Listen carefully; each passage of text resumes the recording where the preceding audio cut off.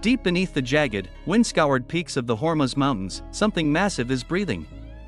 For years, the world believed the Strait of Hormuz was simply a narrow ribbon of blue water, a strategic choke point where oil tankers and warships engaged in a delicate, perpetual game of cat and mouse.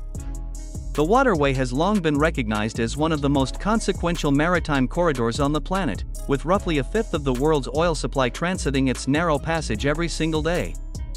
Analysts, admirals, and armchair strategists alike have spent decades gaming out scenarios involving surface fleets, aerial bombardment, and naval blockades. What almost no one anticipated was the discovery of something far more unsettling lurking not on the water, not in the air, but deep within the Earth itself. The US Navy has just pulled back the curtain on a subterranean nightmare that fundamentally changes everything we thought we knew about modern warfare, force projection, and the limits of human concealment in the age of satellite surveillance. The revelation did not arrive through a single dramatic moment of intelligence triumph. It began instead with a series of anomalies, subtle and persistent, picked up by a new generation of advanced AI-driven sensors deployed quietly across the region. These weren't the sharp, violent signatures of an earthquake or a volcanic tremor. They were rhythmic, mechanical, almost deliberate in their cadence, echoes vibrating through thousands of feet of solid rock in patterns that simply did not match any known seismic profile in the geological record. The Earth, it seemed, was not shifting on its own. Something was moving inside it. Something enormous. Something built by human hands and guided by human intention. This wasn't the planet doing what planets do over millennia. This was the sound of a hidden world waking up, stretching, and preparing for action. As the US Navy's elite reconnaissance teams dug deeper into the streams of sensor data pouring in from acoustic imaging platforms, ground-penetrating radar arrays, and classified satellite constellations, the picture that emerged was almost too staggering to accept. The mountains weren't just stone and compressed earth carved by time. They were hollowed-out fortresses, a massive, interconnected tunnel network engineered with extraordinary precision and ambition, designed from inception to hide an entire military apparatus in plain sight. The scale of the concealment operation was breathtaking in its audacity.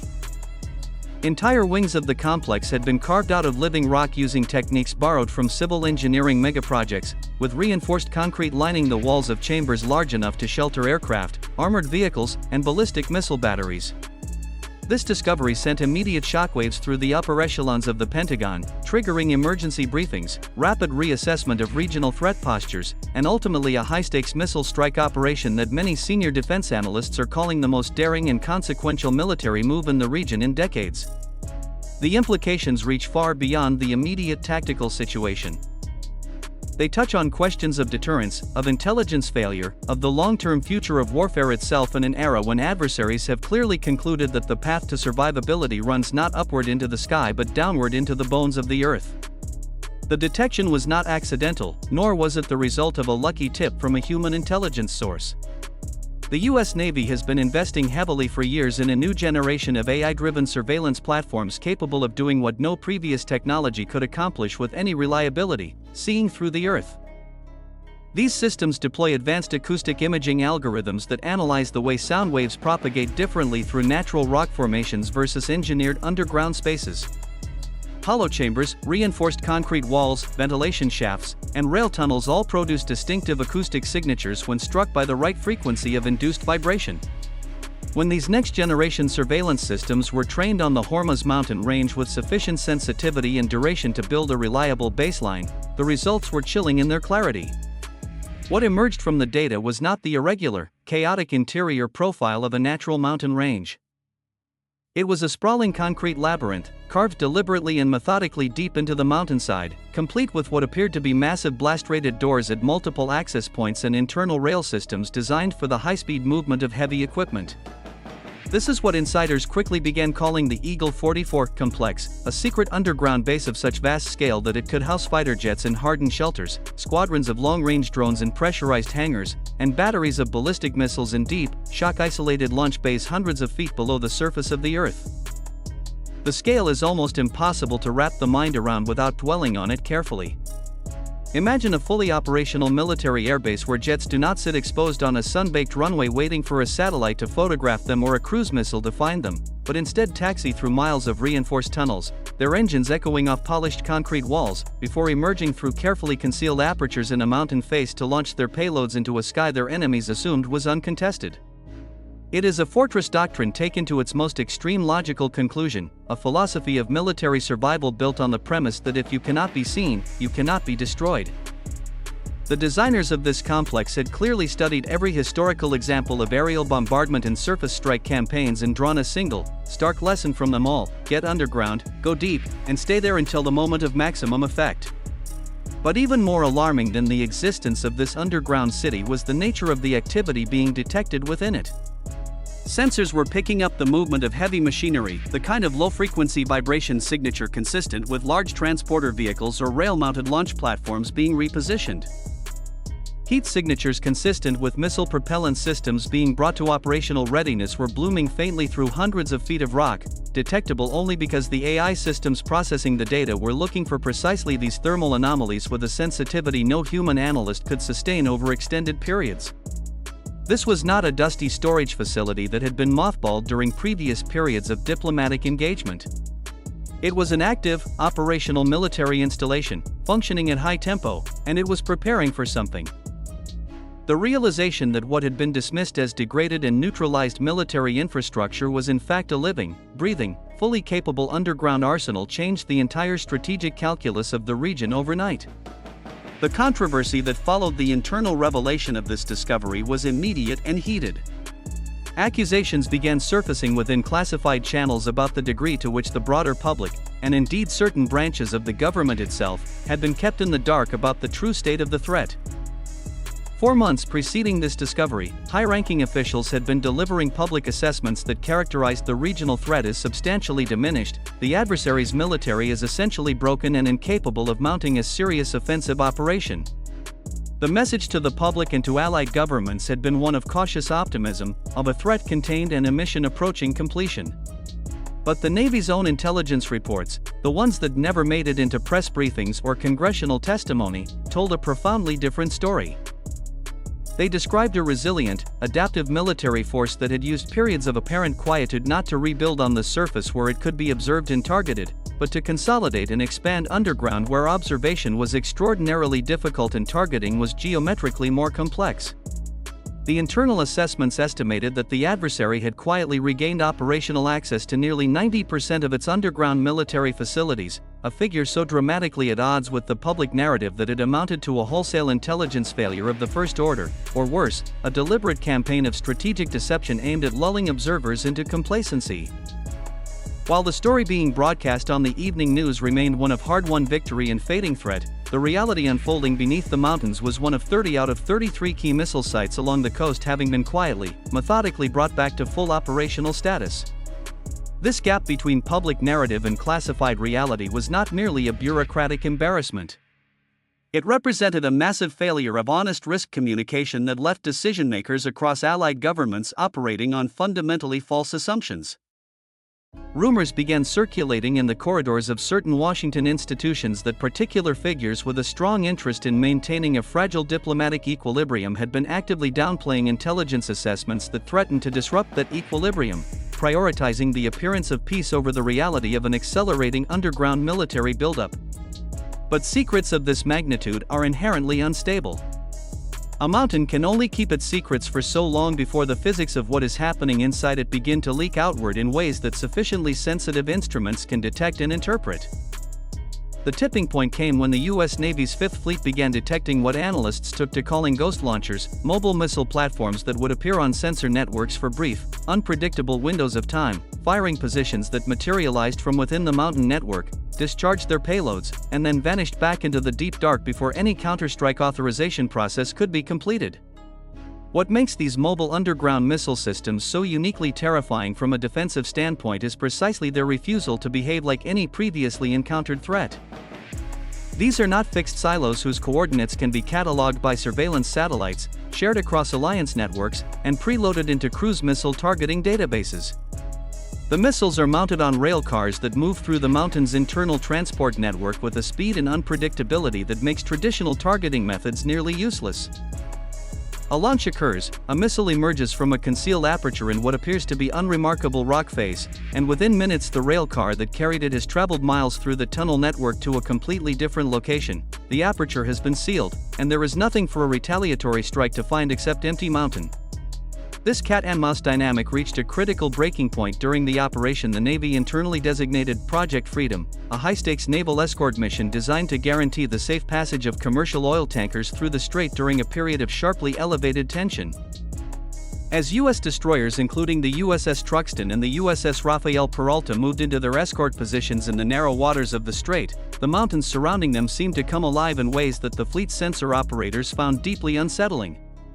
Reports surfaced of multiple launch events originating from hidden apertures in the rock faces of the surrounding peaks, events characterized in initial reports as unprovoked and lacking any clear warning indicator in the intelligence picture that had preceded the operation.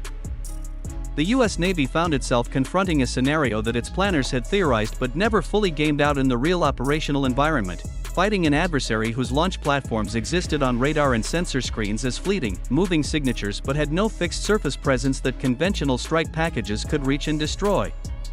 Iranian state media moved quickly to characterize the events in the strait as a decisive demonstration of Iranian military capability, claiming that the presence of American warships had been challenged and that the vessels had been compelled to alter course under duress.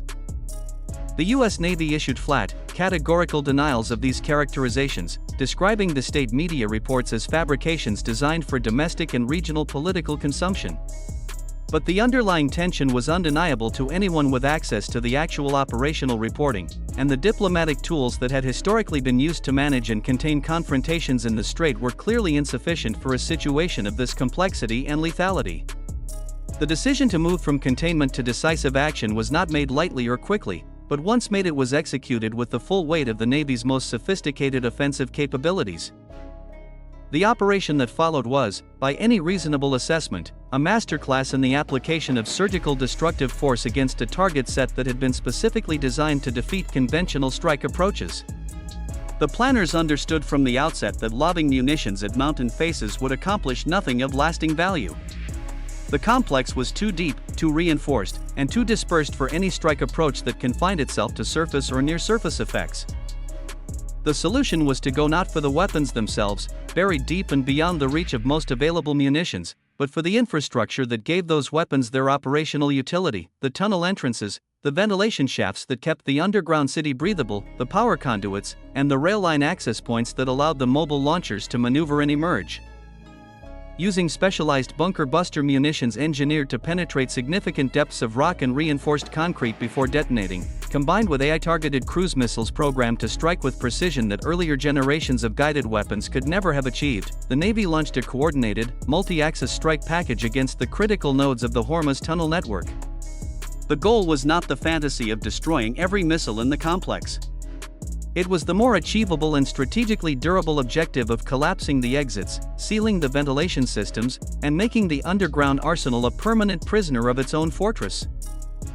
Eyewitnesses across a wide radius reported the ground shaking with a sustained, rolling violence unlike anything previously experienced in the region, as earth-penetrating warheads drove deep into the mountainside and detonated with forces sufficient to buckle massive blast doors and cause cascading structural failures in tunnel sections that had been engineered to survive precisely this kind of assault. The mountain, for a sustained and terrible interval, appeared to be tearing itself apart from the inside. As the dust settled and the acoustic sensors returned to their baseline monitoring routines, new and deeply uncomfortable questions began to emerge from the intelligence community. The strike had demonstrably succeeded in blocking a significant portion of the tunnel network's surface access points.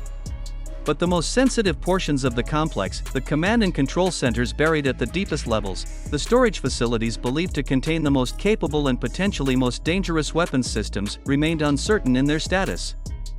Rock, even fractured and disturbed rock, is an extraordinarily effective shield against all but the most powerful munitions, and the deepest levels of the Eagle 44 complex had been positioned with precisely this physics in mind. Whether the strike had rendered these deeper chambers permanently non-operational or simply temporarily inaccessible was a question that the available post-strike intelligence could not definitively answer, and that ambiguity was itself a significant strategic problem. The aftermath of the operation triggered an immediate and intense international reaction spanning the full spectrum from strong endorsement to sharp condemnation. Those who endorsed the strike framed it as a necessary, proportionate act of self-defense aimed at preventing a catastrophic disruption to global energy markets and the cascade of economic and political instabilities that such a disruption would inevitably trigger.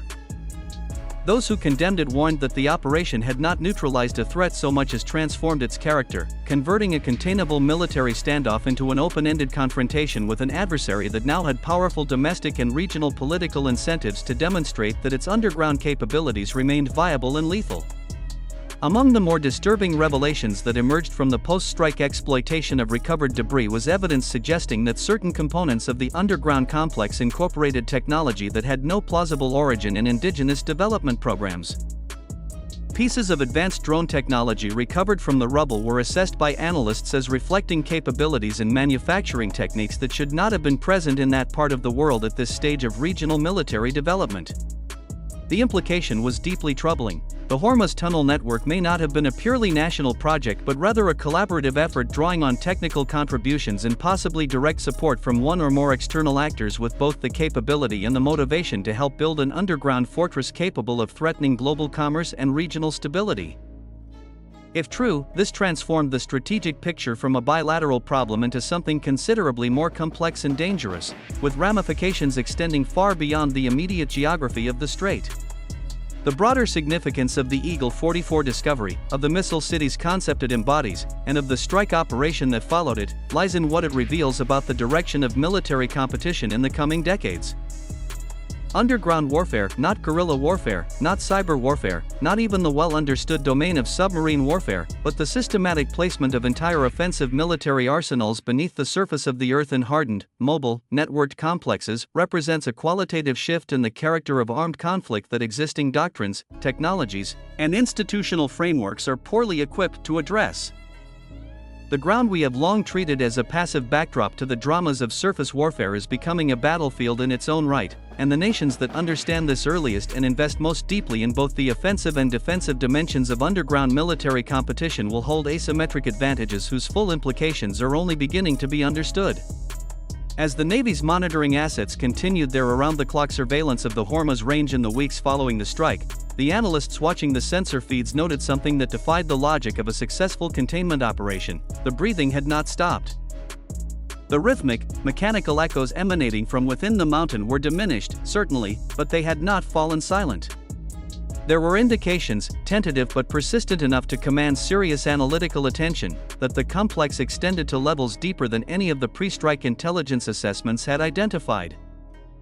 Whispers began circulating in the most restricted intelligence channels of tunnel networks extending not merely downward beneath the mountains but outward, perhaps far outward, beneath the floor of the seabed itself, potentially connecting the land-based complex to offshore launch platforms positioned to emerge into the open ocean at points beyond the effective reach of the strike packages that had been used. It was a thought almost too audacious to entertain seriously, and yet the history of this entire episode had been a sustained lesson in the danger of dismissing the audacious as impossible. The mountain had been hiding its secrets for years before anyone thought to listen for them with the right instruments. The sea has always been far better than mountains at keeping secrets. In the end, the discovery of the Hormuz Tunnel Network and the military operation it precipitated stands as a profoundly sobering demonstration of a principle that strategic analysts have articulated in theory for years but that policymakers have been consistently reluctant to fully internalize. In the world of high-stakes geopolitical competition, what is visible on the surface is rarely the whole story, and often it is not even close. The surface presents a performance of reality, carefully staged for the benefit of adversaries, allies, and publics alike. The reality, the actual disposition of forces and capabilities that will determine the outcomes of future conflicts, has increasingly migrated to domains where conventional observation is difficult, expensive, and unreliable. The U.S. Navy may have achieved a significant tactical success by sealing the exits of the Eagle 44 complex and degrading its operational tempo, at least temporarily. But the larger strategic contest, the war for the shadows, for the deep spaces where the most dangerous weapons systems of the next century will be conceived, built, and hidden, is in its earliest stages, and there is no visible finish line. As sensor technology continues its rapid advance and as AI-driven intelligence analysis becomes capable of detecting ever more subtle signatures of underground military activity, the adversarial dynamic will intensify rather than resolve. Nations that currently shelter capabilities underground will invest in deeper concealment, in better acoustic insulation, in more sophisticated thermal management. Nations that are learning to detect these signatures will build more sensitive instruments and more powerful analytical systems. It is an arms race that takes place not in the visible spectrum but in the acoustic, thermal, and electromagnetic frequencies that propagate through solid rock, and it will shape the military balance of power in ways that will be largely invisible to public discourse until some future discovery pulls back another curtain on another hidden world. The missiles may be trapped for now, sealed in their underground city by the rubble of their own blast doors. The mystery of what else waits in the dark, in this mountain and in mountains around the world that have never been listened to with the right instruments, that mystery remains fully intact. It makes the ground beneath every headline feel just a little less solid than it did before. The US Navy is not taking its eyes off those peaks. Because the next time the mountain breathes, it might not be containable at all.